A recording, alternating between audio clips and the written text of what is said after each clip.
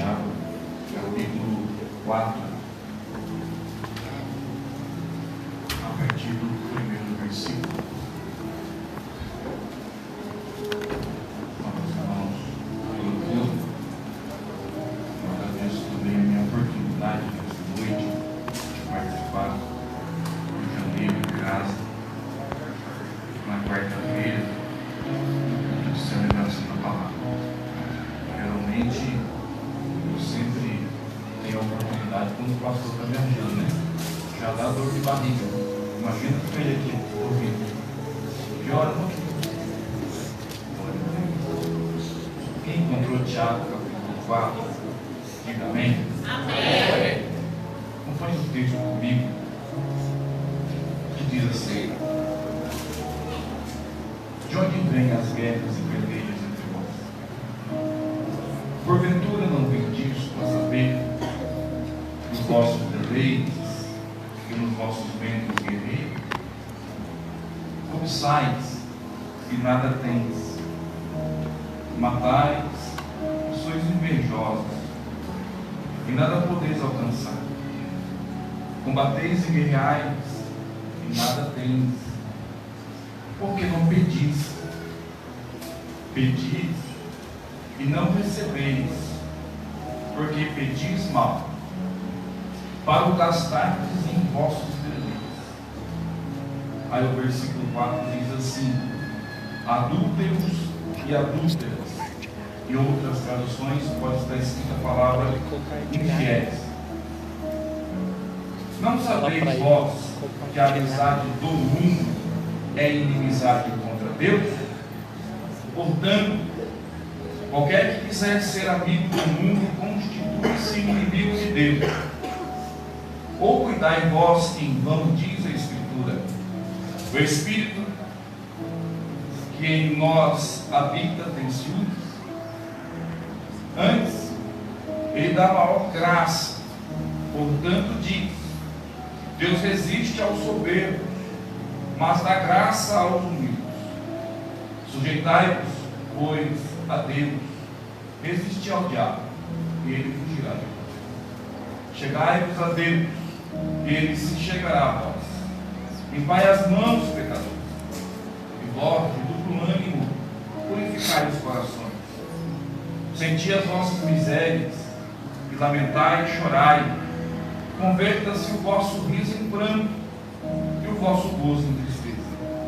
Último versículo 10. Humilhai-vos perante o Senhor, e Ele vos exaltará.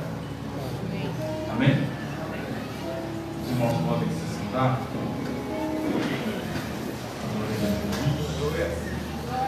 Dizendo glória a Deus. Ao Senhor, porque Ele é bom. A sua misericórdia dura para sempre. E é por isso que nós estamos aqui nessa noite, nessa oportunidade. Olha,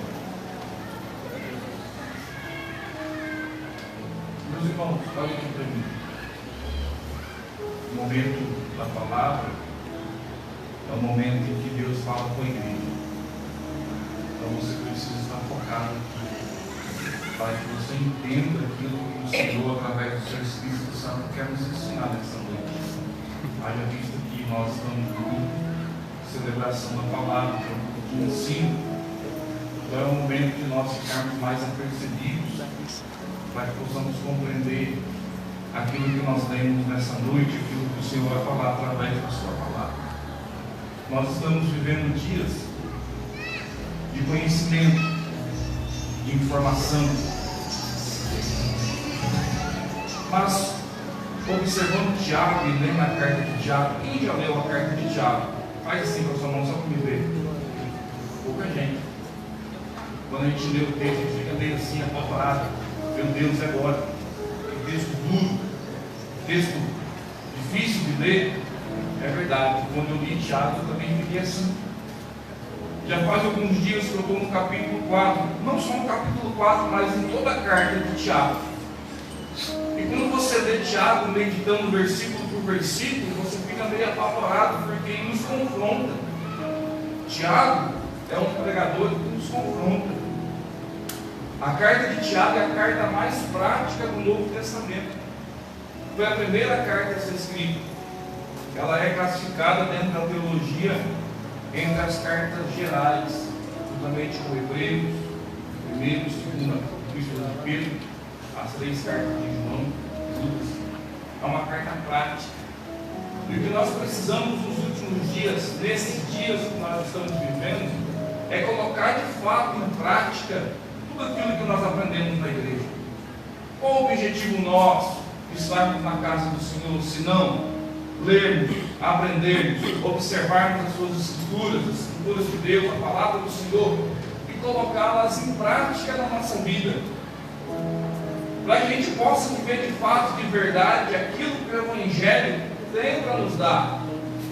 Aquilo que um dia Jesus disse: olha, o inimigo que veio para roubar, para matar e para destruir, ele veio com essa missão, mas eu vim para que vocês possam ter vida e tenham vida em abundância, que vocês possam gozar de todos os benefícios do Evangelho. Mas só é possível isso quando nós cristãos colocarmos a palavra de Deus na prática diária de nossos dias.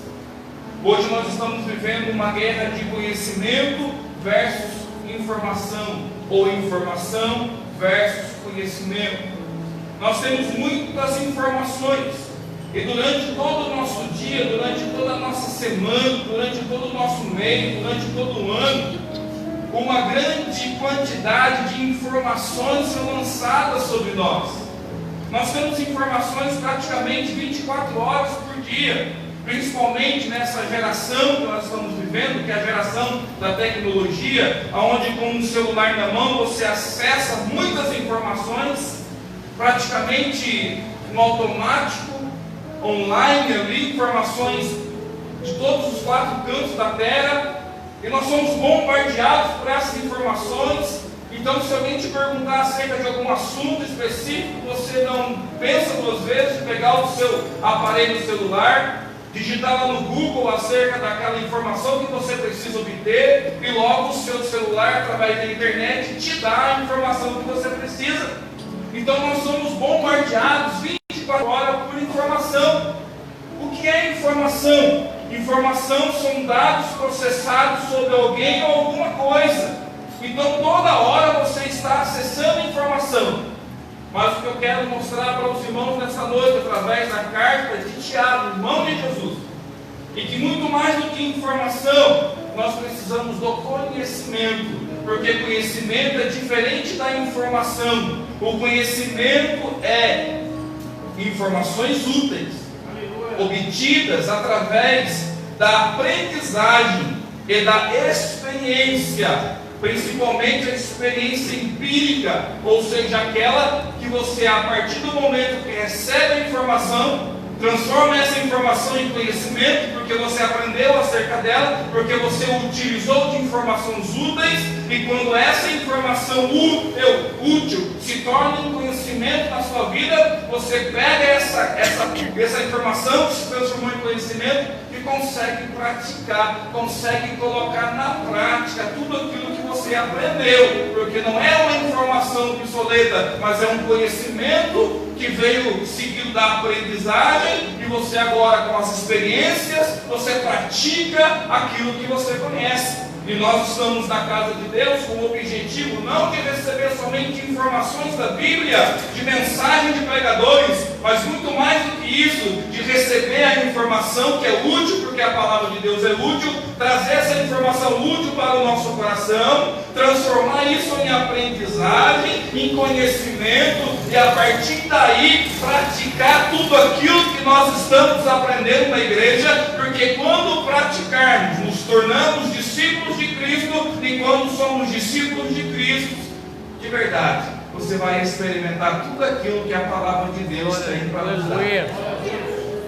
Aí quando você começa a ler a carta de Tiago, você vai entender que a carta de Tiago é prática, que Tiago quer ensinar coisas práticas, principalmente porque ele é um dos primeiros discípulos de Cristo que morre, até mesmo antes de Paulo, até mesmo antes do crescimento da igreja. ainda quando o judaísmo estava em transição para o cristianismo. Eles recebem informações e querem trazer essas informações para o conhecimento prático daquela comunidade cristã. Quando você lê Tiago no capítulo 1, e a partir do versículo 1, diz assim, que Tiago, servo de Deus, e outra tradução, escravo de Deus, e do Senhor Jesus Cristo, ele escreve para quem? Para as 12 tribos que andam dispersas. Ele usa a expressão tribos.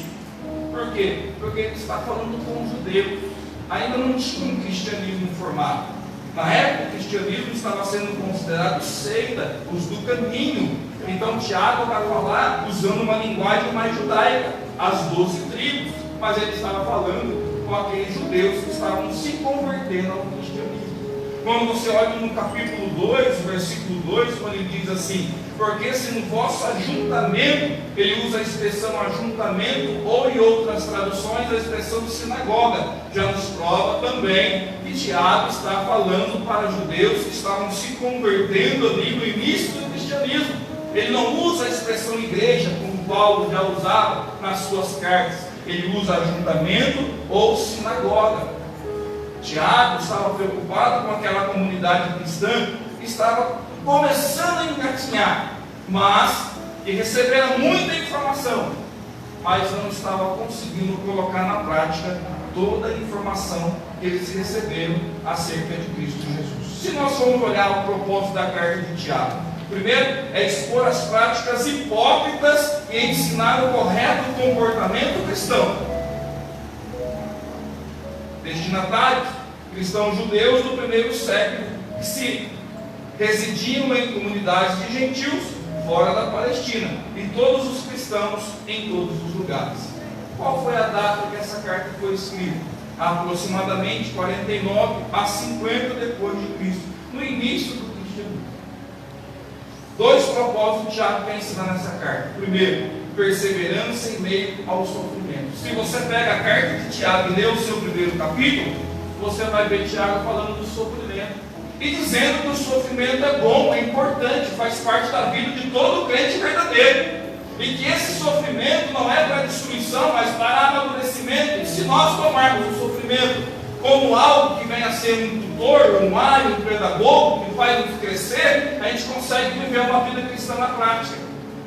Então o primeiro objetivo de Tiago é falar sobre a perseverança em meio ao sofrimento. O segundo objetivo, que é a partir do capítulo 2 até o capítulo 5 de Tiago quer corrigir uma deficiência na fé daqueles crentes, daqueles cristãos, ensinando-os a colocar na prática o que eles aprenderam. Se você observar o capítulo 3 e o versículo, se não me engano, deixa eu procurar aqui, capítulo 3 e o versículo 12.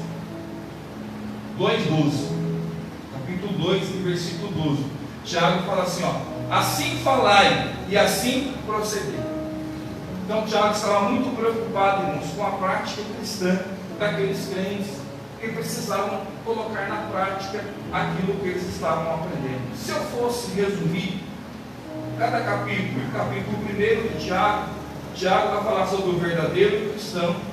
Não é somente aquele que ouve sermões, mas aquele que pratica o que se ouve e aprende com provas e tentações.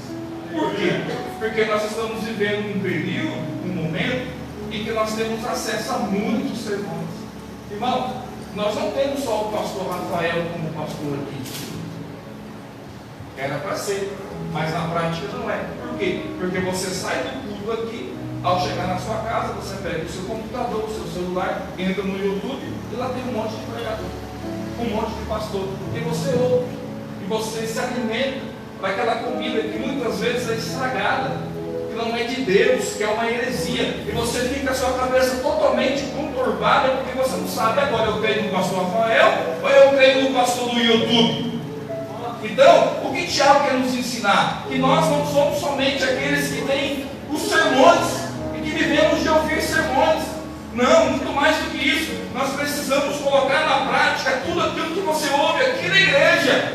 Quando você sai daquela porta para fora, é lá que você prova se tu é crente ou não. Aqui é fácil, porque aqui você coloca um terno bonito, um sapato que brilha, uma Bíblia grande. Aqui você saúda o seu irmão com a paz do Senhor. Aqui você é abraçado, aqui você é tietado. Mas quando você sai lá fora, no seu trabalho, na escola, na faculdade, é lá que você tem que provar. E tudo aquilo que você ouve aqui vai se transformar em prática de vida cristã, para que você realmente mostre ao mundo que você brilha em meio a uma geração que é de trevas. É isso que o Tiago quer ensinar. No capítulo 2, o verdadeiro cristão não é aquele que tem fé, mas aquele que vive a fé na prática. Não é somente aquele que fala de fé, mas aquele que vive a sua fé. Porque falar de fé é fácil. Todos nós falamos de fé, mas viver a fé é muito mais importante do que falar que tem fé. Eu acabei de ouvir o pastor dizer aqui acerca da fé sem obras, ela é morta. Se você ouve ou se você olha esse versículo e você pensa assim, então há uma contradição na Bíblia. Por quê? Porque Paulo diz na carta aos Efésios que sem fé não há salvação, e que a salvação é pela fé. Mas Tiago, na sua carta, vai dizer que a fé sem obras não vale de nada. Parece que há uma contradição entre Tiago e Paulo, mas não há uma contradição entre Tiago e Paulo. Paulo está falando contra o legalismo na sua carta aos Efésios, e Tiago está falando contra uma outra seita que entraram no cristianismo, que é o antinomianismo. Ou seja, o legalismo dizia assim: você precisa da fé em Cristo, tudo bem, mas precisa observar alguns conceitos da fé judaica ainda, como por exemplo a circuncisão.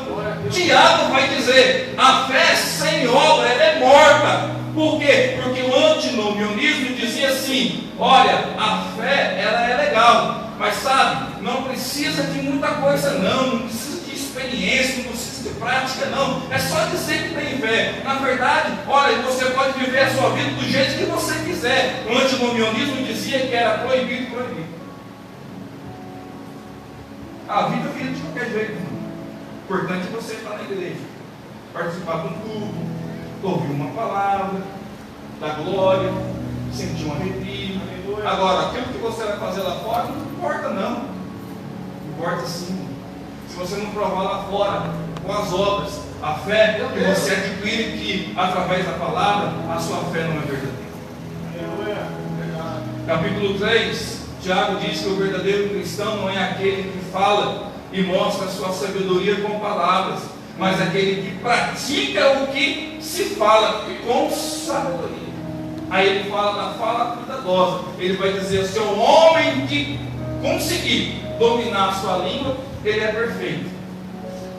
Então ele fala de fala cuidadosa. Então ele tem que tomar cuidado com aquilo que ele fala. No capítulo 4, o verdadeiro cristão não é amigo do mundo, mas submete-se a Deus. Submissão contrita. E no capítulo 5, o verdadeiro cristão não é opressor dos seus negócios, mas tem interesse em compartilhar. O que Tiago pensava quando escreveu essa carta? Tiago estava muito preocupado com aquelas comunidades, porque aquelas comunidades tinham muito conhecimento doutrinário. Não era de falta de doutrina, não era falta de palavra, não era falta de ensinamento, mas eles não conseguiam, diante da luta que se vinha sobre eles, diante da tribulação, diante da prática do dia a dia, diante da luta, diante dos seus próprios irmãos patrícios judeus, que aqueles que não se converteram a Cristo começavam a criticar o judeu que se convertia a Cristo. Aí Tiago vai falar: olha, vocês têm muito conhecimento doutrinário, isso é legal, isso é bom, maravilha, faz parte, é necessário, a palavra de Deus tem que ser pregada, você precisa receber ensinamento, mas não é só o ensinamento. Se não colocar na prática, isso não adianta nada. Eles não conseguiam colocar na prática diante da tribulação, eles se desviavam, eles mergulhavam para o mundo, e Tiago está dizendo: não pode fazer isso, vocês precisam ver na prática. Por isso o versículo 2 do capítulo 12, do capítulo 2 vai dizer: olha, aquilo que vocês falam, façam. Eu sou crente, então viva como crente. Se você fala que é crente, viva lá fora como crente, irmão. É isso que Tiago quer falar, é isso que Tiago quer ensinar. E aí eu preciso ir com você para o capítulo 4, porque o capítulo 4 da carta de Tiago é algo que deixou eu meio perturbado. Por quê? Porque Porque Tiago já começa com uma pergunta muito estranha, uma pergunta que nos choca, uma pergunta que nos faz refletir, já trazendo uma explicação, ou dando continuidade à sua linha de pensamento, quando ele vai falar no capítulo 3 acerca da sabedoria que vem do alto, dizendo: olha, quem dentre vós é sábio e entendido? Ele faz uma pergunta. Se você é sábio e entendido, então mostre pelo seu bom trato as suas obras em mansidão de sabedoria. Mas se porventura, se tendes amarga inveja, sentimento contencioso, sentimento de disputa, sentimento de briga em vosso coração, não vos glorieis, nem mintais contra a verdade. Aí vai continuar dizendo: essa não é sabedoria que vem do alto, mas é terrena, animal, é diabólica. Por quê? Porque onde há inveja e espírito contencioso, aí há perturbação e toda obra perversa.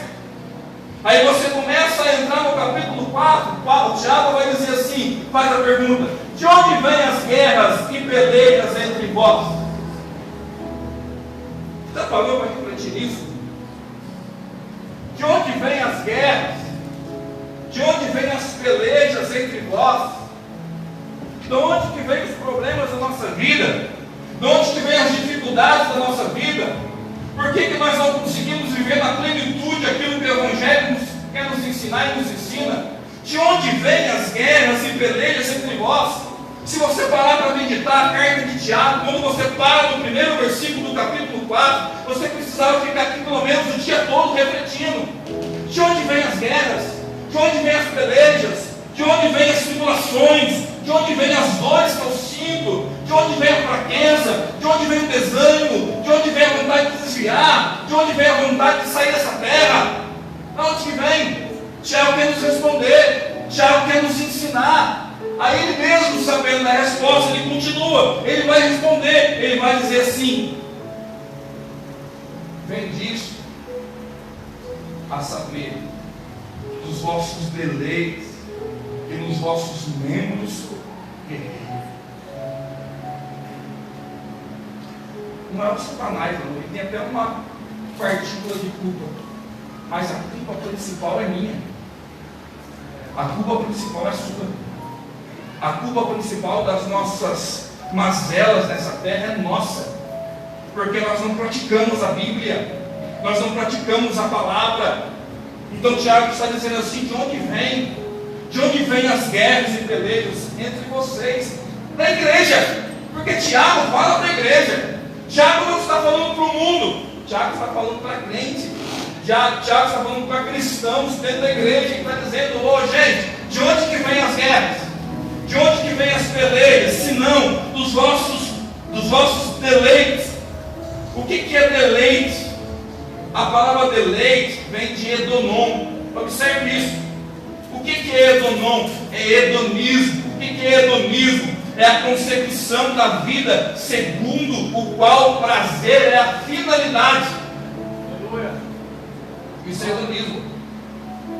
Eu quero sentir prazer, eu quero satisfazer os meus desejos. Tudo que eu faço na minha vida é por uma finalidade. Eu preciso me sentir bem, eu preciso ser feliz, eu preciso ser completo, eu preciso alimentar os meus deleites. Só que se essa questão dos deleites, essa concepção segundo a qual o prazer e fidelidade, esse bem supremo da vida que nós muitas vezes estamos buscando, não é algo que agrada a Deus. É disso que vem as nossas guerras, é disso que vem as nossas pelejas. E Tiago vai usar uma expressão interessante, porque ele vai dizer que os deleites guerreiam ou militam dentro de nós. É como se Tiago quisesse ensinar a igreja, dizendo assim: olha, o problema da vida de vocês é os deleites, é os prazeres da vida, é o sentimento de se satisfazer, de amar as coisas dessa terra, e isso é normal, porque faz parte da natureza decaída, e essa questão, esse sentimento luta dentro de você, esse sentimento peleja, faz guerra. Ele vai usar uma expressão de militar, de guerra, de guerrear, porque ele está dizendo assim: é como se fosse um exército que vai à guerra, traça planos, traça projetos, quer um plano muito bem elaborado, com o objetivo de destruição. E Tiago está dizendo assim: olha, vocês estão sofrendo, gente, é porque dentro de vocês há deleites, dentro de vocês há um sentimento supremo pela vida, de prazer. Essa é a finalidade carnal que gera tudo isso de ruim dentro de vocês, e esse sentimento milita, luta contra vocês, está dentro do coração de vocês, faz parte da natureza humana e precisa ser deixado de lado para que a vossa oração possa ser respondida. Tem gente que está 300 milhões de anos na igreja, glória a Deus, e a vida não muda. Eu quero desviar. Desvie. Mas não coloca a culpa na igreja não. Não coloca a culpa no pastor, não coloca a culpa em Deus. Reconhece que você é fraco. Reconhece que a culpa é sua. Reconhece que você está vivendo os deleites. Reconhece que esse sentimento hedonista está dentro de você, que você busca os prazeres como finalidade, que você quer o seu bem, o seu melhor. É isso que está dentro do coração do homem. A partir do momento que a natureza humana decaída foi corrompida pelo pecado, é isso que nós, seres humanos, buscamos. E muitas vezes dentro da igreja, porque nós não submetemos a palavra, não praticamos a palavra, e Tiago, de uma maneira bem prática, quer nos ensinar isso. Olha, de onde que vem a guerra entre vocês? Vocês estão sofrendo, mas já pensaram no porquê do sofrimento? É que vocês estão amando as coisas dessa terra, os deleites. Esses deleites estão na carne. No homem interior, não tem como arrancar, faz parte de você, faz parte do ser humano, e esses deleites militam, guerreiam, fazem guerras em nossos membros. E Tiago está dizendo: vocês precisam ter um espírito de um cristão verdadeiro, que luta contra isso. Porque é guerra. Pensa que é fácil? Não é fácil não. Tem gente que pensa assim: eu vou para a igreja, eu vou aceitar Jesus, que a minha vida vai ser mil maravilhas. Mentira! Você vai ter que guerrear primeiro contra você mesmo, contra a natureza humana, contra o seu coração. E Tiago continua ensinando a igreja, que vai dizer assim: olha, porventura não vem disso a saber dos vossos deleites, que nos vossos membros guerreiam? Aí ele vai dizer assim: olha, vocês cobiçam, os cobiçais, nada tendes, matais, sois invejosos, nada podeis alcançar, combateis, guerreais, vocês não conseguem nada, porque esse sentimento está aflorado dentro do coração de você. O cobiçar aqui não é algo que é legítimo, não é aquele sentimento do bem que você tem quando você diz assim: nossa, eu tenho vontade de ter uma casa própria, eu tenho uma vontade de ter um carro do ano melhor, mais novo. Isso é legal, isso é bom, desde que seja dentro da vontade de Deus. Aleluia. Que glorifique a Deus, que faça com que o reino se expanda, que faça com que o reino cresça. Agora, se for apenas para satisfazer o seu ego, o seu desejo, só para você passar diante daquele irmãozinho ou diante daquele seu vizinho chato e dizer assim: ó, meu carrão novo, olha só que beleza, comprei. Não, isso aí não é de Deus não, isso aí é cobiçar. Aí Tiago vai dizer assim: vocês estão cobiçando, sabe qual é o resultado? Vocês não têm nada. Vocês não conseguem nada. Ele vai falar cobiçar, matar. Quando ele fala a expressão matar aqui, é uma figura de linguagem. É claro que não havia crentes matando um ao outro, mas Tiago está dizendo assim: olha, se vocês deixarem com que os deleites venham a dominar vocês, vocês são capazes, ou serão capazes de fazer tudo para alcançar o seu objetivo. Olha para o mundo lá fora, olha para a situação que nós estamos vivendo. De repente você liga a televisão, é uma notícia pior do que a outra. Se matam por causa de um tempo, se matam por causa de 10 reais, se matam por qualquer coisa. E você fala: de onde vem isso? O ser humano é tão mal assim? Sim, é os deleites, está dentro do coração, faz guerra contra nós, milita, guerreia, quer nos destruir, quer nos afastar de Deus. Se você observar o versículo 2 do capítulo 4, algo interessante, é uma questão aqui, causa e efeito. Há uma relação de causa e efeito aqui. Se você observar, quando o Tiago diz assim: cobiçais, é a causa, cobiça. Qual que é o efeito dessa cobiça? Nada tem. Outra causa: Sois invejosos, qual o efeito? Nada podeis alcançar. Se você é invejoso, pode esquecer, Deus não vai te abençoar. Outra causa, combateis e guerreais, qual o efeito? Nada tens. Aí a pergunta é, por quê? Aí o versículo 2 no final vai dizer, porque vocês não pedem, porque vocês não oram, vocês não têm porque vocês não pedis. Mas se vocês porventura, se vocês oram, se vocês pedem, vocês também não recebem. Por que vocês não recebem? Porque vocês querem para gastar em vossos deleites, para gastar na satisfação humana, no prazer humano, na glorificação da carne. É isso que Tiago quer ensinar. Não é para dar glória. Não é. É para você refletir. É para você sair daqui e deitar a sua cabeça no travesseiro e pensar assim, gente, parece que eu tenho um negócio desse no meu coração, preciso arrancar. Preciso mudar de vida, porque eu estou 300 anos na igreja e a minha vida não está mudando. E faz campanha, e entra em campanha, e sai campanha, e entra em campanha, 50 passos, 3 atitudes, e a vida não muda. Por quê? Porque tem deleite no coração. É porque o desejo é de alimentar carne. Aí Tiago vai dizer assim, olha, vocês pedem, vocês não podem conseguir isso, porque há deleite no coração, pedis e não recebeis. Só que eu fiquei encucado com essa expressão de Tiago. Por quê? Porque Mateus, no capítulo 7, versículo 7 ao 8, Jesus ensinando vai dizer que todo aquele que pede, todo aquele que bate, guarda. Mas Tiago está dizendo que pedimos e não recebemos. Jesus disse que todo aquele que pede, recebe. Então é uma verdade absoluta, porque foi Jesus que falou, sim ou não? Todo aquele que pede, recebe. Então Tiago errou? Não. Por quê? Porque Jesus estava ensinando o discípulo. Não pegou. Jesus estava ensinando o discípulo.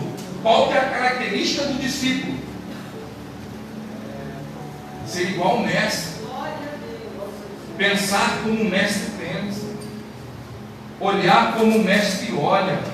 Falar como o mestre fala. Pisar nas pisaduras do mestre. Há uma relação muito mais profunda do que professor e aluno. Mas é mestre e discípulo. Somos talmidim de Jesus. Jesus estava preparando eles para dar continuidade à pregação do Evangelho. Então quando Jesus diz assim, olha, tudo que vocês pedirem, vocês receberão, é porque Jesus está dizendo que se vocês se tornarem discípulo, alguém igual a mim pode pedir tudo, porque a oração vai ser sincera, a oração vai ser verdadeira, a oração vai glorificar a Deus, o coração está despojado dos deleites, o coração é puro diante de mim. Então pode pedir na terra que o céu se abre para estabelecer sobre a tua vida.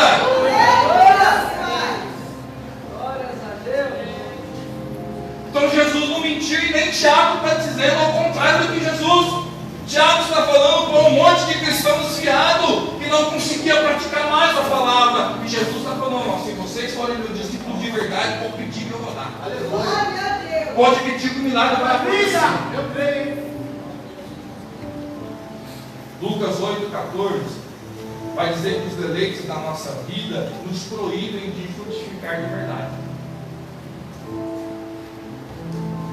Se tiver deleite no coração, tu vai orar 300 anos, não vai acontecer nada. Porque tem deleite. Tem um sentimento hedonista, a busca do prazer. Mas quando há um coração puro, sincero, convertido, pode orar. Os valores daqueles cristãos deveriam ser outros. E eles estavam como a igreja de Laodiceia, apaixonados pelos valores do mundo, mas absolutamente desinteressados pelos valores de Deus. Então Deus não podia conceder o desejo do coração deles. Aí Tiago vai apertar ainda mais, porque Tiago vai no versículo 4 chamar aquele povo, de adúlteros e de adúlteras. Forte, não é? Adúlteros e adúlteras. Não sabeis vós que a amizade do mundo é inimizade contra Deus? Tiago vai usar a figura do adultério para configurar a infidelidade espiritual. Essa linguagem vem do Antigo Testamento. Por quê? Porque Deus despojou Israel quanto do êxodo. Deus tira Israel da escravidão. Qual é a provisão de Deus? Proteção. Israel, qual era a contrapartida desse contrato? De Israel ser submisso à vontade de Deus. Enquanto o Israel, o povo hebreu, estivesse debaixo da proteção de Deus, em submissão, em harmonia, em obediência, era como se fosse um casamento perfeito. Mas a partir do momento que Israel, principalmente depois que se estabeleceram na terra, começaram a se dobrar diante de outros deuses, Deus já diz que eles foram adúlteros. Consegue ler para mim? Jeremias, capítulo 3, e versículo 20. Tiago está usando uma linguagem do Antigo Testamento. Quando Israel se dobrava diante de outros deuses, era como se Israel estivesse adulterando. Achou? Deverás, como mulher, se apartar aliviosamente do seu companheiro, assim aliviosamente te converse contigo, ó casa de Israel, diz o Senhor. Eu chamo Israel de adulto. Israel era esposa de Deus. E quando se dobrava diante de outros deuses, era como se Israel estivesse praticando adultério. Tiago está usando uma linguagem assim. Mas não é só no Antigo Testamento, não. No Novo Testamento também tem. No Novo Testamento, Paulo, na carta aos Coríntios 11:2, fala também da igreja como noiva. Fala de um casamento também. Então, Tiago está dizendo: adúlteros e adúlteras, vocês não sabem que a amizade com o mundo é inimizade contra Deus. Se o sentimento hedonista, se os deleites estiverem nos seus corações, vocês estão se contaminando, estão se prostituindo, estão deixando Deus de lado, e vocês estão se dobrando de outros deuses. O mundo não é de Deus. O prazer das coisas do mundo não agrada a Deus. E Tiago está dizendo: não sabeis vós que a amizade do mundo é inimizade contra Deus? Tiago faz uma pergunta. Porque qualquer que quiser ser amigo do mundo constitui-se inimigo de Deus. Qualquer que quiser alimentar os seus prazeres, viver por si só, é inimigo de Deus. Deus não pode responder a oração. Aqui Tiago está falando de oração, porque está dizendo: vocês pedis, vocês oram, mas oram mal, o desejo para satisfazer o ego, para gastar tudo em seus deleites, não glorificam a Deus, não é um propósito de adoração a Deus, de crescimento do reino. Não dá para sair da mesma fonte água doce e água salgada. Outro é crente 100%, outro não é nada. Para entender isso daí. Eu vou na igreja para sentir o arrepio. Pode até sentir, mas você está longe de Deus. O que Deus quer para essa última geração, antes do arrebatamento, é uma geração de crentes fiéis, verdadeiros, que adoram a Deus em espírito e em verdade, que se aparta do mundo para viver em santificação para com Ele. Nós estamos equivocados. Nós estamos muito equivocados. Queremos Deus, mas queremos o mundo também. Queremos Deus, mas queremos algumas coisas que o mundo oferece também. Queremos Deus, mas queremos algumas particularidades que o mundo oferece também. Não vai adiantar. Ou nós precisamos ser 100% de Deus, para que Deus possa ter o seu nome glorificado através da nossa vida. E Tiago vai continuar a ensinar, porque ele vai dizer assim no versículo 5: ou cuidai vós, que em vão diz a Escritura, que o Espírito que em nós habita tem ciúmes. Qual é o Espírito é esse? Sabe que Tiago está falando do Espírito Santo ou do Espírito humano? Qual? ele usa a expressão: o Espírito que em nós habita tem ciúmes.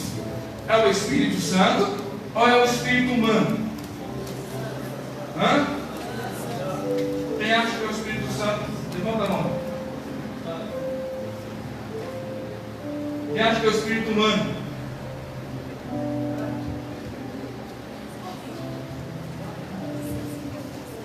Tinha uma Bíblia aqui, cadê? Agora. Você levou? Traz aí para mim.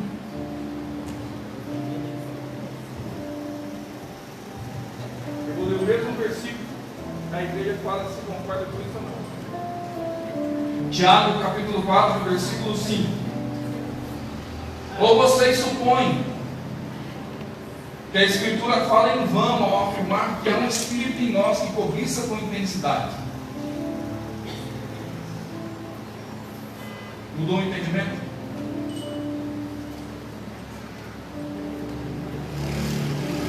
Há duas linhas de raciocínio para esse versículo. Alguns teólogos vão dizer: não, é o Espírito Santo. Outros vão dizer: não, é o Espírito humano. Se você for no original grego, não existe a expressão em nós e nem ciúmes no original grego. É uma má tradução na nossa Bíblia em português. Na Bíblia judaica que eu li, vai dizer que há um Espírito em nós que cobiça intensamente. Eu creio que seu Espírito humano, por quê? Para fazer sentido o versículo 6. Porque o versículo 6 diz assim: antes ele dá maior graça. Se é o Espírito Santo no versículo 5, como que ele pode dar maior graça no versículo 6? O que Tiago está querendo nos ensinar é que havia e que há um Espírito humano que Deus colocou em nós.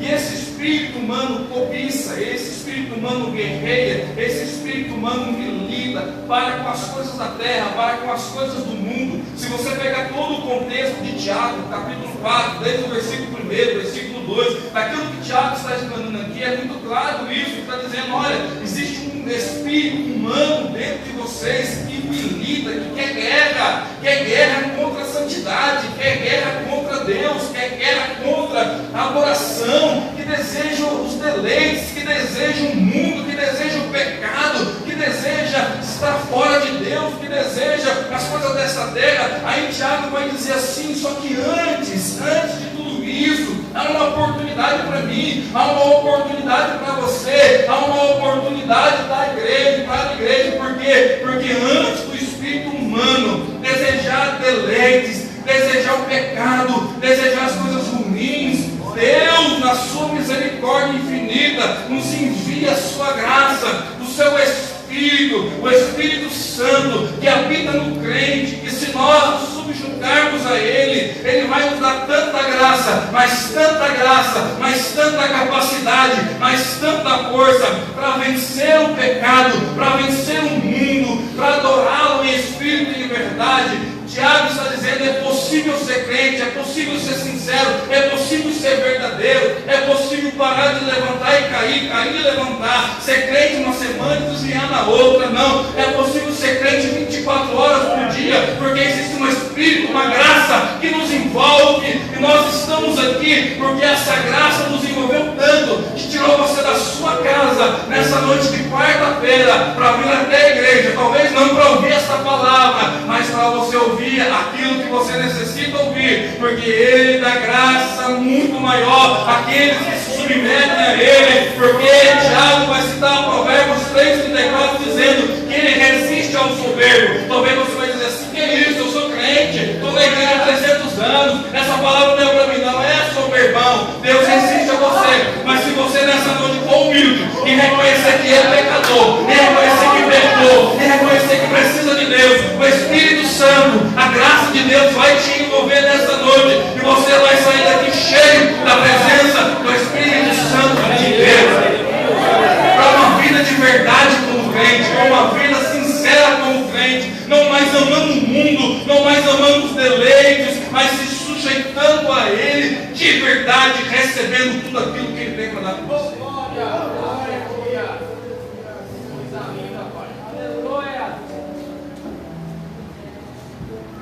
Aleluia. Maravilhoso Deus. É possível, Senhor. possível ser de Deus. É uma reflexão que só você pode fazer. Nenhum obreiro aqui tem a capacidade, a não ser se Deus revelar, de mostrar para mim aquilo que está dentro do seu coração. Eu não tenho essa capacidade. Mas você precisa ler a Bíblia e começar a se sujeitar a ela. Você precisa ler a Bíblia de verdade e começar a aprender com ela. Fazer uma avaliação interior. Porque se você porventura amar o mundo, você é inimigo de Deus. Agora, se você quer ser amigo de Deus, você tem que ser contra o mundo. E ser contra o mundo vai recorrer ou vai requerer de nós alguns sacrifícios. Porque Jesus diz assim, ó, se alguém quiser vir após mim, negue-se a si mesmo, tome a sua cruz e então siga-me.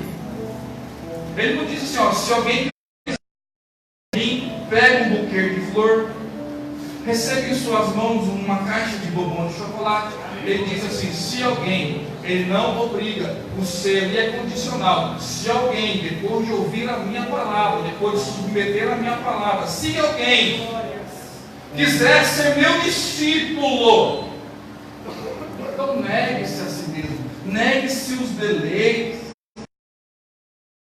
sentimento faccioso, negue essa carnalidade. Na igreja, sabe por que tem rixa na igreja? Sabe por que tem contenda na igreja? Porque nós somos carnais. Aleluia! E Paulo vai combater isso na carta aos Coríntios, numa igreja espiritual, que tinha todos os dons, mas de repente ele fala: vocês são carnais.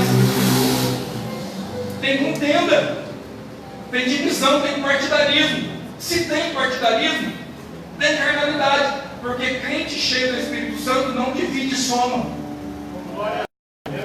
Vou falar de novo. Crente cheio do Espírito Santo não divide, ele soma. Ele não traz problema, ele traz solução. Ele não fala assim, você viu, irmão? Não, você pode ser, irmão, o seguinte, vamos orar, porque Jesus conhece todas as coisas. Traz solução para a igreja, irmão. Ora, dobra o joelho, seja espiritual. É isso que o Tiago quer nos ensinar. Alguém vai dizer assim, só resistir ao diabo porque ele vai fugir de nós. É verdade. Só que a depois a Deus. Tem gente querendo que o diabo volte da vida dele sem se sujeitar primeiro a Deus. É o capeta, mas se você se sujeitar a Deus em humilhação, em coração conquisito, aí o diabo vai fugir de você. Porque você está recebendo a palavra e está se sujeitando primeiro. Acabou o tempo. Olha aqui, rapidinho. Versículo 9 tem 3 verbos: sentir, lamentar e chorar. O primeiro passo para uma aproximação a Deus é limpar as mãos, porque o versículo diz assim, no 8b: limpai as mãos, pecadores, e vós de duplo ânimo, purificai os corações. Para chegarmos a Deus, precisamos de um espírito de pureza, de um desejo de santificação. Como que eu faço isso? Me despojando da impureza. A ideia reforçada pela expressão purificar os corações é dirigida aos de duplo ânimo. Quem são os de duplo ânimo? Os hipócritas. Porque Tiago aqui está combatendo hipócrita. Presta atenção. Calma. Fique ligado. A mão representa o exterior e nos dá a ideia de ação. Agora, o coração nos remete ao íntimo da pessoa. Então eu não posso purificar só o exterior. Eu preciso purificar o exterior, mas também ter o meu íntimo puro. Para uma aproximação correta de Deus é preciso uma purificação, primeiro interna e depois externa. Primeiro de sentimentos e depois de atitude. Isso é prática cristã, irmão. Limpai as mãos, pecadores, mãos, ação. Limpai o coração interior. Então você tem que ter o interior puro. E você tendo o interior puro, você tem práticas cristãs também. Que é verdade. Esse é o primeiro passo para você aproximar de Deus. Segundo passo, sentir as vossas misérias, lamentar e chorar. Sentir pelo seu estado espiritual. Aí, uma outra tradução Salmo fala de gemer. Tiago está dizendo só, quer se aproximar de Deus de verdade, vocês têm que sentir o nojo do pecado. Vocês têm que gemer pelo pecado, por causa do pecado. Vocês têm que vir na igreja e se jogar no chão, chorar, reconhecer que é pecador, reconhecer que é pobre, reconhecer que precisa de Deus, sentir as vossas misérias, lamentar, chorar. Fácil, não. Terceiro passo, torne-se o vosso riso em pranto. Por quê? Porque quem se aproxima de Deus de verdade não o fará de modo relaxado, mas o mesmo chora os seus pecados. Glória, aleluia. Choraram, tinha um vizinho no rosto, coloca lágrima. A igreja primitiva fazia muito isso. Vinha para a igreja e reconhecia o pecado, tinha lágrimas nos olhos. Eles se jogavam no chão, tanto que sentiu os seus pecados. Quarto passo é a vossa alegria e tristeza. Olha, Tiago fala, já parou para refletir nisso. Mostrar que é uma mudança emocional no estado do espírito daquele que se aproxima de Deus. A palavra tristeza aqui nos dá a ideia de olhar para baixo, para o chão, uma atitude de vergonha. Lucas 18:13, por exemplo, o publicano não ousava levantar os olhos para o céu. Enquanto o hipócrita religioso estava lá, eu faço isso, eu faço aquilo, eu sou bombeiro, eu participo do círculo de oração, sou dos jovens, vou no culto de ensino, no escola dominical, sou bombeiro, Deus supera. Aí o publicano, eu sou nada, sou pecador, não mereço nem estar aqui, não posso nem olhar para o céu. Aleluia! Qual deles recebeu a misericórdia de Deus? Quinto passo, versículo 10. Humilhai-vos perante o Senhor, e Ele vos exaltará. Glória a Deus. Como exemplo do próprio Cristo, Filipenses. O pastor Neil pregou domingo aqui e falou sobre o veneno na panela. Glória, poder. A farinha é a palavra. A palavra tem o poder de tirar da panela o veneno.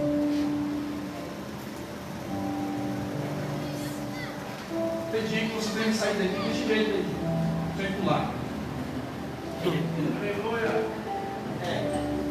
Tem dia que você tem que sair da igreja e falar, eu que miserável que pastor hoje. Aí Deus escolhe a gente. Eu já tentei mudar esse negócio. Eu Senhor, não tem como eu fazer eu pregar igual o Neil, igual o pastor Rafael. Aí Deus fala assim, não. Olha só. Amém, Senhor. Eu queria que você estivesse pulando. Mas eu fico feliz se você sair dizendo assim, meu Deus, eu preciso mudar minha vida hoje.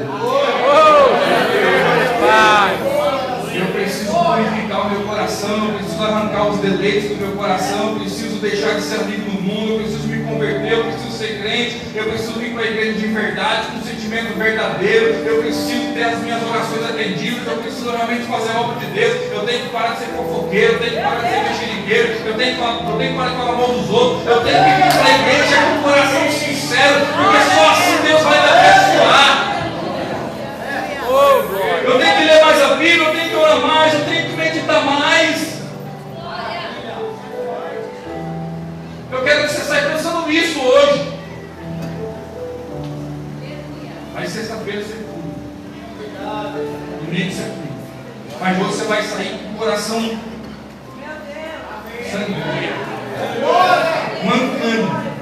Igual Jacó quando teve encontro com o Senhor no volta de Jacó, ele estava mancando, porque ali houve uma mudança, ali houve um confronto. Só há mudança se houver confronto, irmão.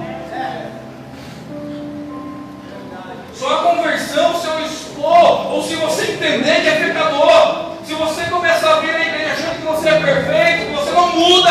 Mas se você entender que é o miserável pecador, você muda de tudo diante da palavra.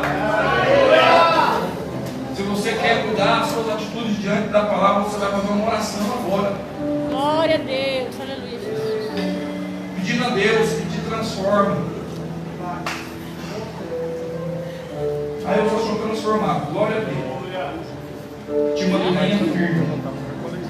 Mas se você precisa de alguma mudança, você vai orar agora. com o pastor Rafael. Você pode guardar essa palavra no seu coração? Pode orar? Você só vai colocar a mão no seu coração aí mesmo. Você vai fazer uma oração sincera. Pede perdão pelos pecados. Fala que você quer ser amigo de Deus e deixar de ser amigo do mundo. Você vai ver o que Deus vai fazer na sua vida a partir de. Ó Deus, Santo de Israel, Deus de igreja. Bendito é o teu nome, Senhor, para sempre. Aqui nós estamos, ó Pai. Ó Deus, que a tua palavra faça sentido no coração dos teus filhos, ó Pai. Ó Deus, tu és Senhor que conhece todas as coisas. Foi essa, Senhor, a palavra que o Senhor colocou no meu coração, ó Pai. E a tua palavra diz que ela não volta para ti vazia.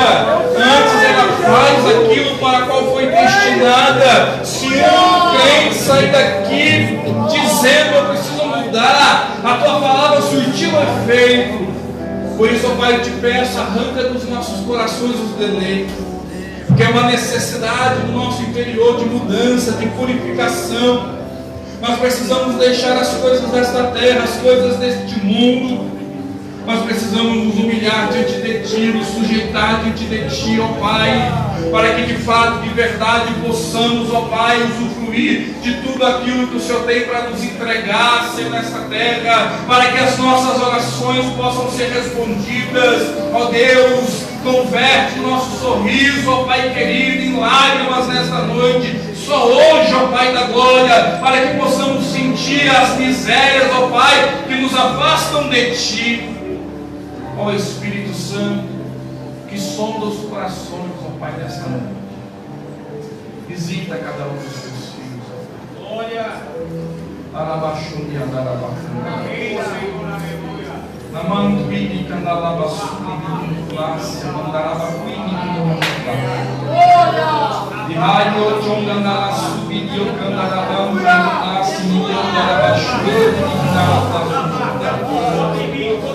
Nele manchuquinou-se minhor e mandapaz, tequinolabassubi conolabanas, nemetequindarabacunda.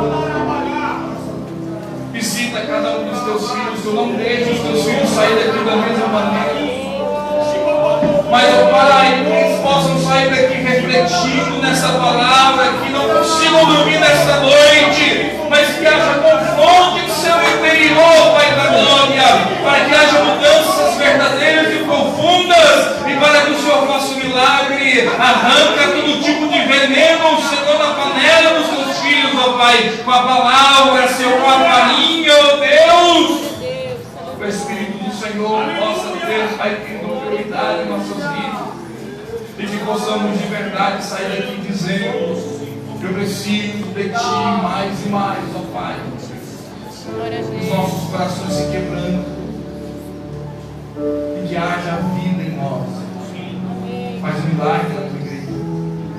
Continua, Pai querido, usando, Pai querido, cada um que subir aqui neste janeiro em casa, para ministrar a Tua palavra com virtude e com graça, Senhor, conforme o Teu querer, conforme a Sua vontade. Quebra, Senhor, vaidade, quebra espírito de competição, mas que haja pureza, sinceridade e verdade, e que cada um, meu Deus, que tomar uso deste microfone, ó Pai da glória, possa de verdade ter o sentimento de glorificar a Ti através da Tua palavra e edificar o Teu povo com a Tua palavra. É a minha oração nesta noite, ó Pai da glória, e assim eu te agradeço, ó Deus, em nome de Jesus. Amém.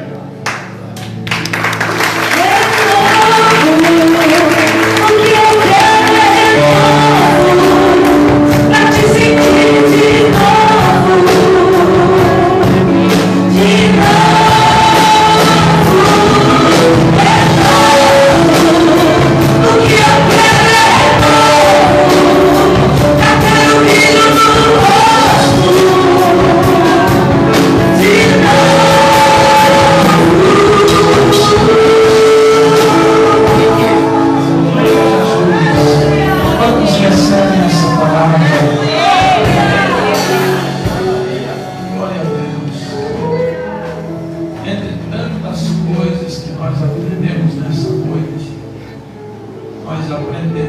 que às vezes nós não recebemos aquilo que queremos, porque nós substituímos a oração por 4 coisas. Aí ele disse: um cobiça, outro inveja, outro combate e outro guerra. Às vezes você gasta o tempo da oração invejando alguém, você gasta o tempo da sua oração cobiçando alguém, você gasta o tempo da sua oração combatendo alguém, você gasta o tempo da sua oração guerreando contra alguém. Mas se você não guerrear, não combater, não cobiçar e não invejar e orar, tudo o que pedires crendo na oração recebereis. Amém? Segure a mão dessa pessoa aí. Diga para ela: troque a inveja pela oração. Troque a cobiça pela oração. Troque a guerra pela oração. E no ano de 2020, tudo o que você pedir na oração, você vai receber. Diga, porque o que falta para você é orar.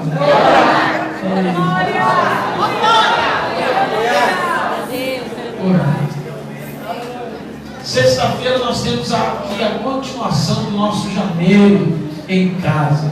Teremos aqui a participação de mais 2 pregadores ministrando para nós em períodos distintos. E domingo pela manhã nossa escola bíblica dominical, à tarde o nosso primeiro culto, à noite o nosso segundo culto. Se Jesus não voltar e tudo ocorrer bem, nós estaremos juntos aqui. E eu quero trazer uma mensagem do domingo ao coração da igreja.